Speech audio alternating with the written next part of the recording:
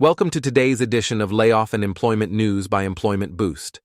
Today's date is Wednesday, November 29th, 2023.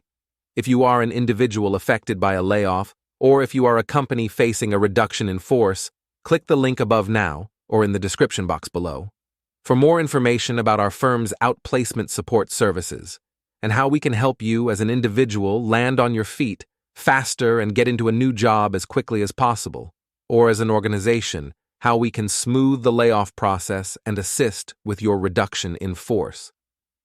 Now, on to today's headlines.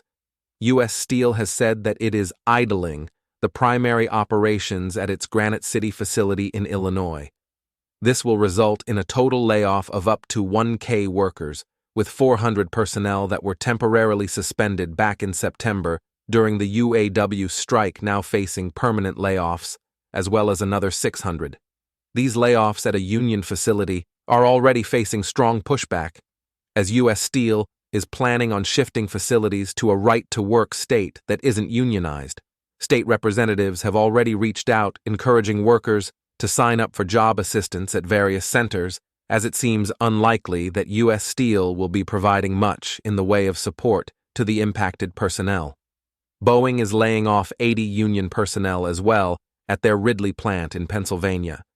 The reason given for the layoff is that the V-22 production lines need to be adjusted to meet demand. However, there are already rumors circulating that more layoffs are to come in early 2024, as Boeing has lost multiple bids to competitors this year. Boeing already had major layoffs early in the year on the white-collar side, with the blue-collar workers now receiving impact as well. Finally, the video game industry continues to be hit the hardest. Unity, a San Francisco-based developer, has announced the closure of Weta Digital and end of agreement with Weta FX just 2 years after buying Weta Digital from Peter Jackson for $1.6 billion.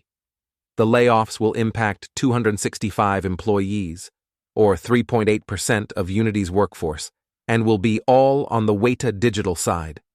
Unity wants to focus more on the game development side, so in order to get leaner, they're cutting the visual effects side of the business. Additionally, Unity is closing offices in 14 locations and is encouraging employees to work from home more regularly as a cost savings measure.